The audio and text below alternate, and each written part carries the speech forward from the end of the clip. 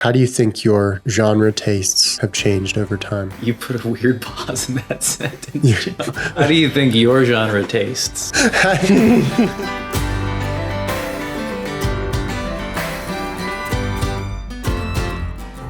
Well, hey everyone. We're the band TopHouse. I'm Joe. That's William, Jesse, and Andy. And we are here today around this table to talk about random things. Just like always. Just like always. You got head hair in your beard hair, William. Thank you. I don't know if that's distracting you. I guess before we start You got it. today's episode, William, why don't you tell us the story that you were going to tell us about your adventure on the way here? Oh yeah. So I was on the interstate and I was just talking to my dad, and then just all of a sudden my eye was in severe pain and I had to pull the contact out. And then I lost that contact, and all of a sudden then I was just driving on the road on the interstate with one contact in, and I somehow did make it to the stop, but this liquid death on the outside of it, that was where my contact was the whole time. And so I was able to just take it off liquid death. It fell and landed on liquid death, and then it just stuck to the side of it or something? Yeah. And so then I was able to grab it and then just shove it back in my eye. And it was super dry and it was super painful. No. Oh my And gosh. I was in a lot of pain, but slowly it moisturized back into itself. William. And then I realized it was upside down. I was still in severe pain, but I could see again. And so then I when I got to Joe's house, I pulled it back out and I flipped it. And then I put it back in, and I was in severe pain for quite a bit. But now I'm not, and I don't quite know why. Oh my gosh. Moral of the story, kids, never pull over on the interstate for anything. Just Just keep driving. keep driving. Yeah. Even not being able to see. Yep.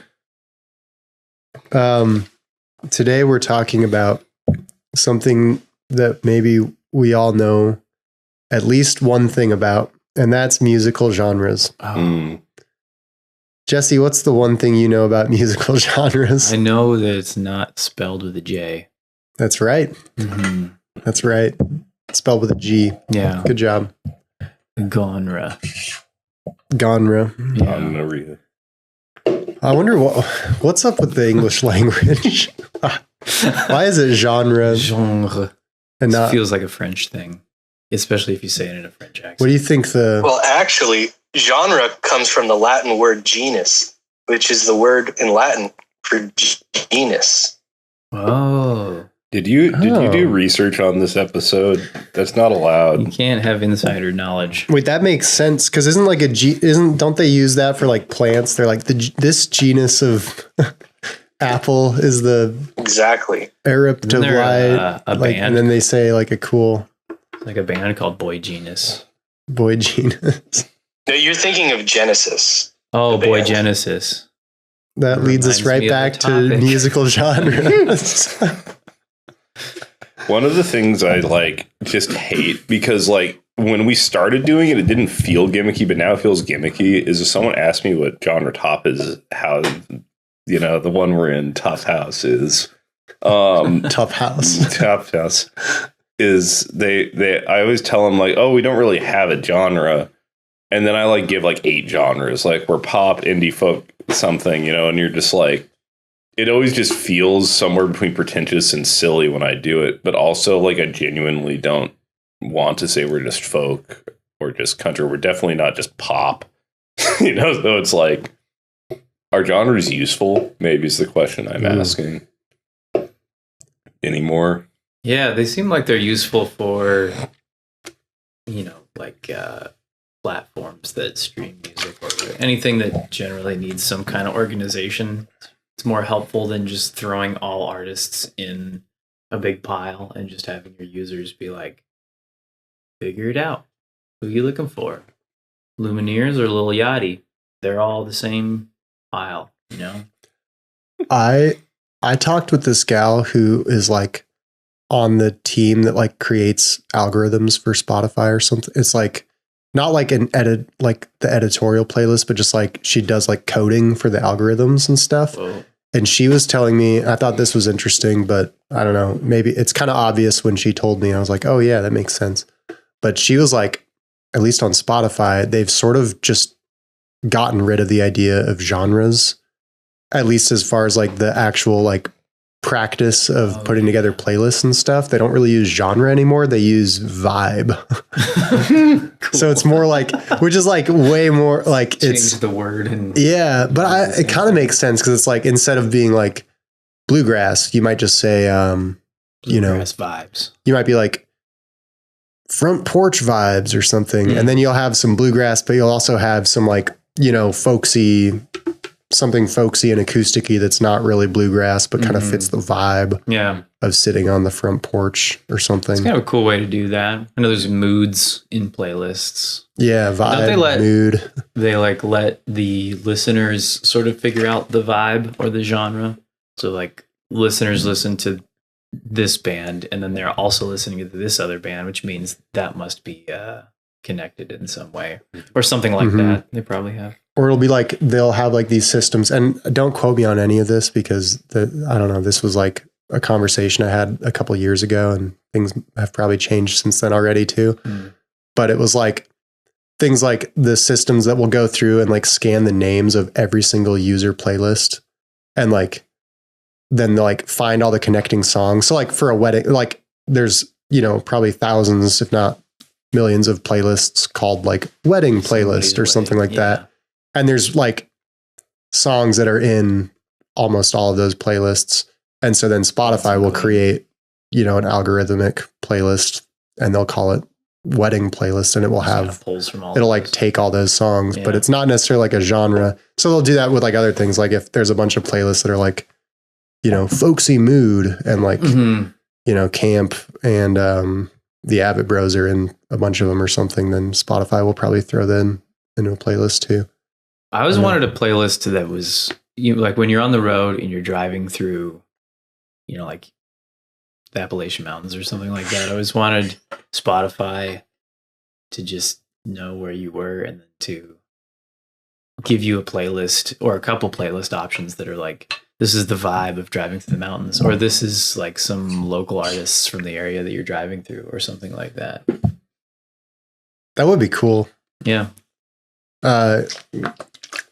Kinsey and I do this thing where like, we haven't done it in a little while, but we would do like every time we were entered a new state, we would just as quickly as we could compile a playlist of just like every song we could find with the name of that state in it and then listen to it. And we would get some weird stuff. I think like West Virginia was always the best because every single song was just like the hills of West Virginia. Yeah. Which one was the weirdest? Kentucky. There's a song, I'm not going to quote it. There's a song by, I think it's Afro Man about Kentucky. And I don't know. It was just a weird, it was great. It's a good time. Nice. I don't know. Yeah. We haven't done it with every state, so there's probably stranger ones, but what we found for Kentucky was weird. Mm-hmm. What state do you think has the least songs written about it? I'm just going to throw out for no reason, Connecticut. Not because I hate Connecticut, but just because like it just seems like yeah. People probably aren't writing songs about Connecticut. Take me home, Connecticut. I always I would write a song about Connecticut. That was my favorite. It was my favorite state growing up because I loved spelling it. Spell things. Wow. Yeah. And that was my favorite state to spell. Go. Connecticut. Spell onomatopoeia. I'm not going to spell that. I could, but I'm just not going to. No, but it's like Connecticut's cool because it's connect, cut. Right. I know. I always called it Connecticut. I just blew my mind when I was like 2 years old. Same. And I was learning how to spell things like Connecticut. Yeah. All right, let's get back to musical genres. What's the genre do you think, what's your most listened to genre, or pick two and then say which one you listen to more. Good thinking. Good thinking. I mean, everyone goes through phases. So, I mean, I'm going to say I go through phases, and that's just everyone. Yeah, let's just say lately. Let's just say like in the last several months or something, your current one. I've had like this is not normal for me. I usually am like kind of in like punk rock or like folk or classical even, but like for some reason I've been listening to a lot of like big band era jazz, like 30s through 50s jazz recently. And then I've always loved pop. Like I just love I love good, like just catchy pop that like you've got the chorus and a verse and you've got interesting sounds. It's kind of an intellectual exercise for me a bit because it's always fascinating to see like we're just doing the same thing over and over again. Yeah, we keep changing it. So like, what are we doing? How is it different now? Yeah. Like Billie Eilish was very interesting. That's a few years ago now, but like that was a great like, just a total change in kind of the sounds being used. Yeah. Recently, for me, there's a playlist on Spotify that I found called Dark Academia, I think is the name of it. Wow. And it's just, I was, it's basically just kind of like classical music, but more mellow. You know how sometimes you turn on classical music and then it'll be like Handel and be like, oh, and it's like a little too exciting for the mood you're going for. This is like all the classical music that isn't Handel. Just ruining your vibe. That and nature sounds, actually. When we were on the road last, I would just turn on like some random nature sounds thing. It'd be just rain or waves or birds, and it would be really soothing after just driving in the van. You don't like just the sound of the road and like cars passing you and honking? No. I honestly these days listen to way more audiobooks than I listen to music. Like my Audible charts, like my Spotify Wrapped was like 5,000 minutes or whatever. Like whatever. It was like a very low, and I was like, I can't believe I listened to that little music last year. But my Audible stats, wait, let me just pull this up really quick. Hold on.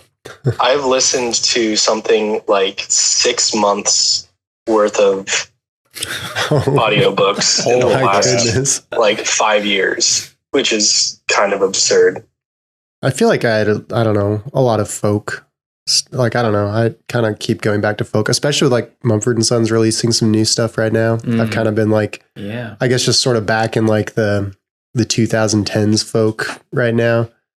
And then,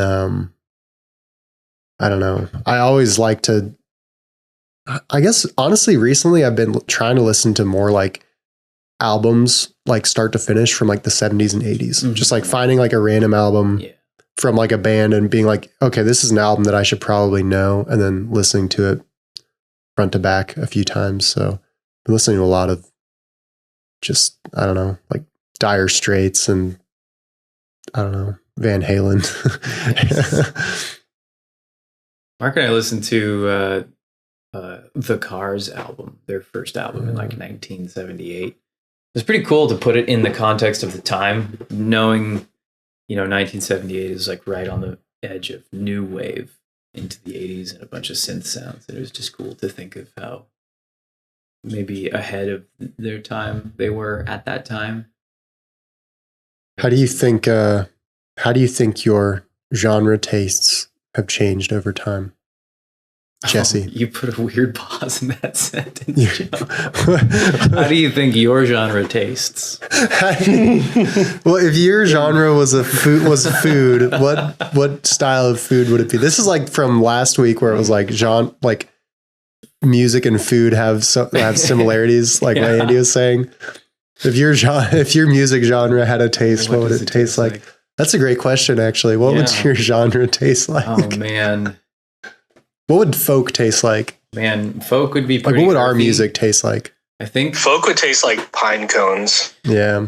I feel like there'd be some mushroom earthiness in there, but then some kind of acid like a red wine vinaigrette. Is that like Sprite, okay, you know like what I a like a mean? Like some vinaigrette, zip. not like acid. Not like battery It's acid. like that's like jam, like yeah, I don't know, like jam grass maybe, or industrial metal. yeah. I like bison burgers. I want TopHouse to be bison burger vibed. But grass fed. Like grass fed elk. bison burger. Yeah, that makes more sense. That's the An goal elk for sure. venison steak or something. Yeah. What about like the original question was how have your genre tastes changed over time? Oh. And I'm just going to start off by saying that mine, I don't think they have. Like yesterday, I listened through like we were on a car ride, and I listened through like 3 albums that like I don't know that I listened to when I was like 10 years old, and I was like, I'm just going to listen to those again. I was like, wow, they just my Still hit. musical tastes stay the same. I feel like I just add things. Yeah. I feel like mine gets simultaneously calmer and more aggressive. So I'll spend time listening to like gentle jazz or lo-fi beats or dark academia, and then on the other side I'll find like some kind of metal or something upbeat that's grittier than I've listened to in the past, and I'm like, ooh, this is pretty cool. Like high school, I was very into kind of like the like what would you even call it? Like the Christian alt rock scene, like kind of like the Switchfoot-esque Lifehouse, like all that stuff. College, I got into like kind of punk, kind of especially like kind of earlier punk, like kind of 2000s, like Fall Out Boy sort of stuff. And then past that, I kind of drifted, honestly, your direction, Jesse, with like lo-fi. And I dabble in random stuff. Like I had like a heavy metal phase or a... You had an electro swing phase that was always interesting. That was my favorite. That was such a good time. It's something to dance to. Yeah. I also really got into waking up. I'm kind of leaving this phase, but I really like waking up to Gregorian chant. Like if I like just like, you know, you wake up, you roll out of bed and you press a button and it goes, oh, and you just kind of like slowly rise and you're like, yes. Pretty awesome. You just picture like 8 bald dudes just standing around your bed, humming at you and willing you forward into the day. No, just people had to go far and wide, walk hours and hours to see that music when it was premiered. And it's so simultaneously terrifying and incredible that we can just use it. Just don't have to walk anywhere now. Yeah, you could be. Don't even have to leave your bed. Yeah. Gregorian chant on demand. Okay, here's a series of questions. I'm just gonna like I don't know. I'm gonna try this thing. I'm just gonna name some genres and what are like. So I guess the question was gonna be, you know, if you were introducing someone to your like favorite genre, what artist or song would you show them? But instead, I'm just gonna say, if I name a genre, what's the artist that you think like would encapsulate? Like, is that the pinnacle of that genre? So if you're like, hey, I'd like to show you what the folk genre is, what's the band, you know? Yeah. Folk is so broad. I know. I feel like maybe like let's say like acoustic folk. Like let's just go with like that sort of like acoustic-y, folksy genre. I feel like you have to throw camp in there these days. Yeah. Probably have to throw Mumford in there, Mumford and Sons, and maybe the Lumineers. I'll say those 3. Biased answer. I think the pinnacle of like purdy folk is the first Nickel Creek album by Nickel Creek. Ooh, like I just think that's like a unique sound. That, like I never know what to classify Nickel Creek as because I don't see them like. I don't know. It's just like Nickel Creek is like its own thing. They're like prog bluegrass. They're like they're just perfect. Progress. They're like, let's take bluegrass but make it pretty. Yeah. Yeah. Wow. And prog. Wow. What about like metal? Wait, who are Andy's 2 or 3 folk defining groups? Gosh, I'd say Nickel Creek. I'd also throw in Camp and Mumford & Sons, and maybe someone like Gregory Alan Isaacoff or something like that. Because that's like a whole other sort of side of it where it's like very atmospheric and also beautiful. But it's like a different vibe, but you still kind of have to classify it as folk, I think. It's like downbeat as opposed to upbeat. It's vibey. I don't know enough current metal bands right now to know who metal would be. They like are all over the board. I know. I know that anyone who knows metal is probably like, what the heck? Like, you have to say the specific type of metal. Yeah. Which we could be here all day. I like I Prevail. Prevail. They're not like super hardcore metal like some of the real metalheads might listen to, but I Prevail. Man, who else? Maybe asking Alexandria. Like Five Finger Death Punch would be like. I don't know if they've done much. I could be wrong. I don't know if they've done much as of late. I'm thinking more recent. Okay. But I'm just thinking like in general, like, you know, just overall, if you were like this genre, right. Who's the genre? But oh man, that's true. Overall, what would metal be? Maybe Disturbed.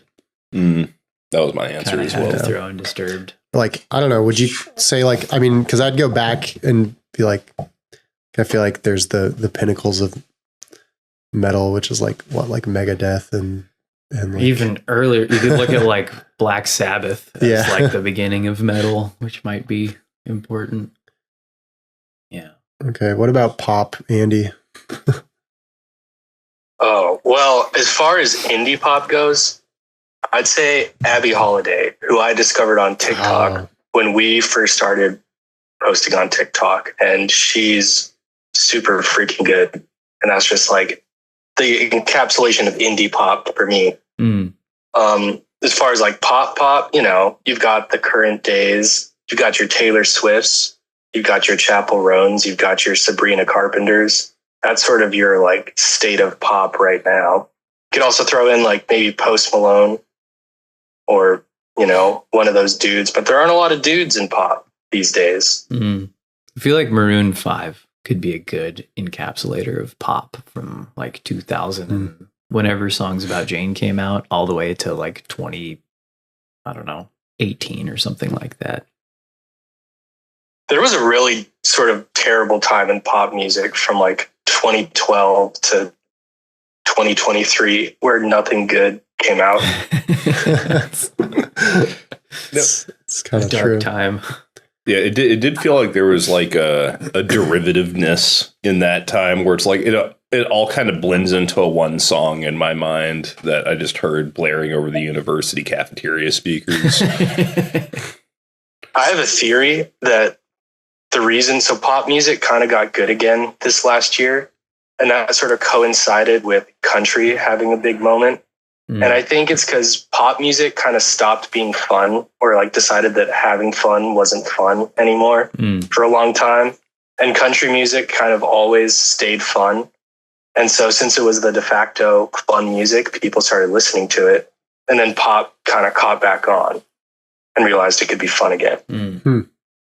I think it's interesting that all the crossover between pop and, I mean, there's always been pop country crossover, but especially right now with like, who would be Post Malone and country? You know, do the same question. Post Malone.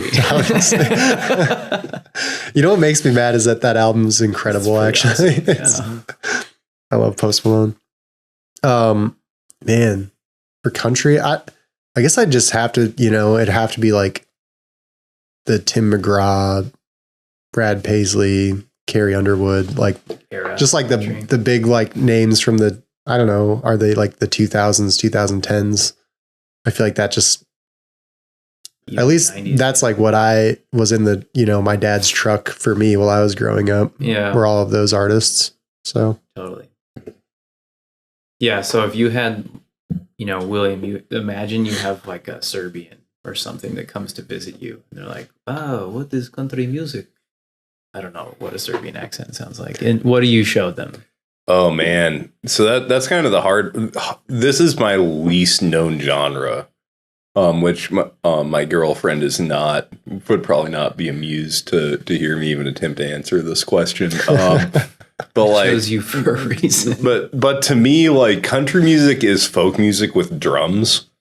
Like it's like effectively that kind of seems to be the main differentiating factors. They swiped a few pieces of rock. This is of course modern country, not traditional country, and then attached it to people that are singing with twang, and then you put some auto tune on it, and you've got country. It's no longer folk. Yeah, I don't. That's how I would That feels describe like a hot take. It does. It wasn't meant to be, but it Yeah. might have accidentally been a hot take. Wow, we should do a future episode about hot takes. That could be very interesting. Okay, last question. Oh, What genre has probably what's the best genre? what's the best genre? Objectively? No, what genre has stayed the most consistent over time? Oh, We did miss a genre though that I feel like if sweet we're gonna have more jazz? hot takes besides jazz, like, but actually it's related because I feel like jazz is a genre of the past. Is rock now a genre of the past? We also missed rap and like hip hop, yeah. That's true. We hip-hop. also, Oh R&B. man. which rap for me, I'd just be like Tupac. Listen to Tupac. You gotta go back to the 80s and 90s for like show somebody hip hop. Yeah. Yeah. See that.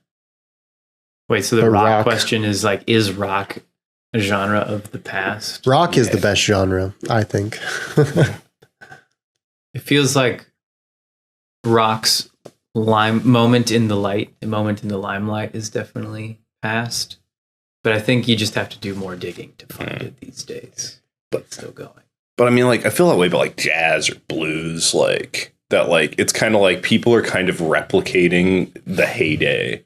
And it almost feels like rock is moving into that universe where, like, you're never going to hear a rock song. You're like, that's the new rock. It's more like, oh, well, that's how Van Halen did it in 76 or Did you something. say And, Van like, Halen? just like Van Halen did it in 76. That's how Van Halen did it in 1176. Van England. I feel like you just have to look for it more because it's less in the public eye. I think nowadays, like some of my favorite, whenever I find like a pop artist or a country artist or something like that I really resonate with, it's normally because I feel like they have more rock element than your like typical, like another artist in that genre. Like, I guess like the band Camino being like a great example for that. Like, I love the band Camino.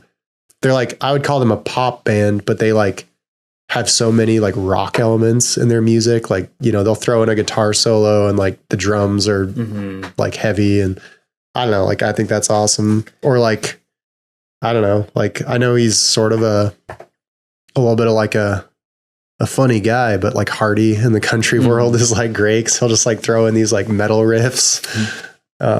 Well, but I'm thinking of the Wilder Blue, and I feel like the reason that I like them, I mean, they do have rock elements, but I think the reason that I like them is because they seem like they are more country. Honestly, they put like an emphasis on sort of the storytelling, but they're also all like phenomenal musicians. You know, it's just kind of like, it seems like a pure country, but also a new country to me. Fair.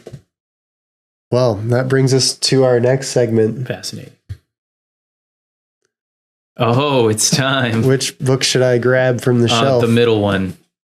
Oh, this is going to be weird. Oh, yeah. I'm ready.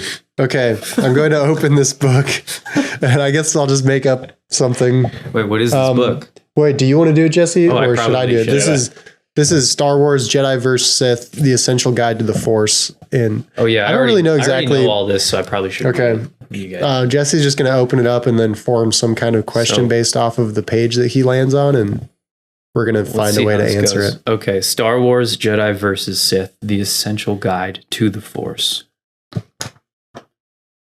Interesting. So, how do lightsaber blades operate?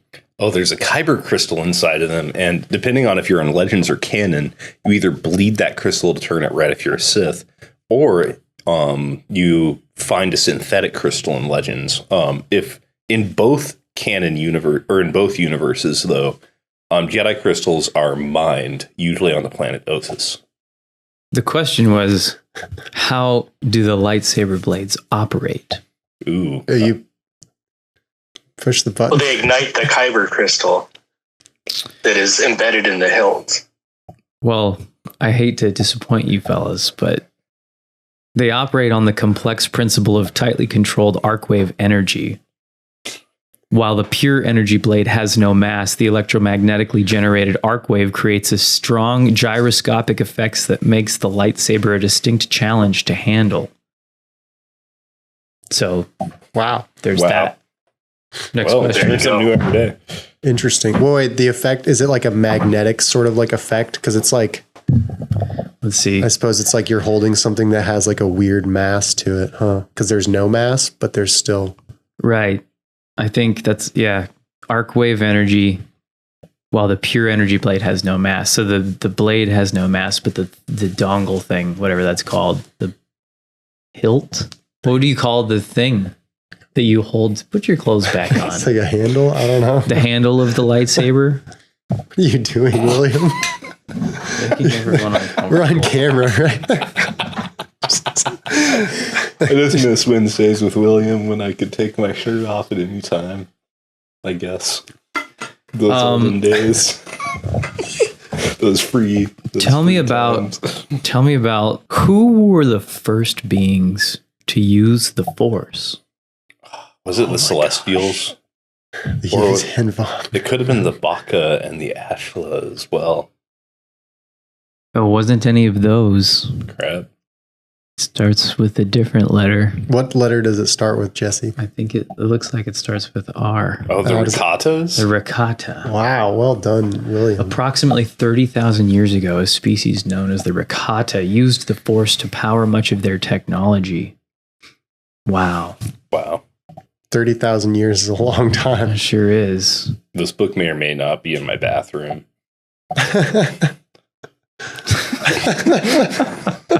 I should put it in mine. I would know a lot more. All right. Shall I do one more? Or? Do one more. Okay. Oh, what does this mean? Tell me about Jedi spirits. Is that like the Force? Like when you become one with the Force, or what? Sort of. Man, I know that at least in canon, that the 5 witches told Yoda the way is just like they told Qui-Gon Jinn. I don't know much about Legends Force Ghosts though, and I think this is a Legends book. Yeah, this came out before Legends became Legends, right? I think so. I honestly, As of the writing of this book, the method by which the Jedi become spirits has never been documented and is not completely understood.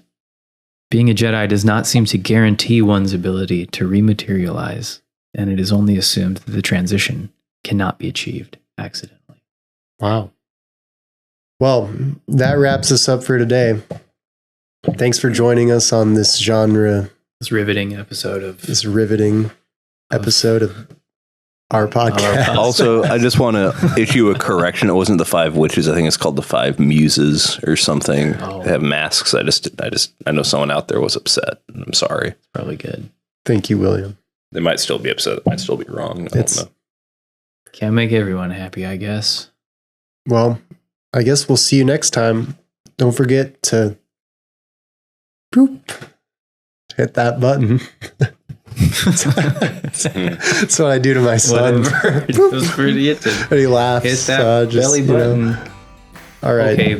Fare thee well. Bye. Bye. Love you.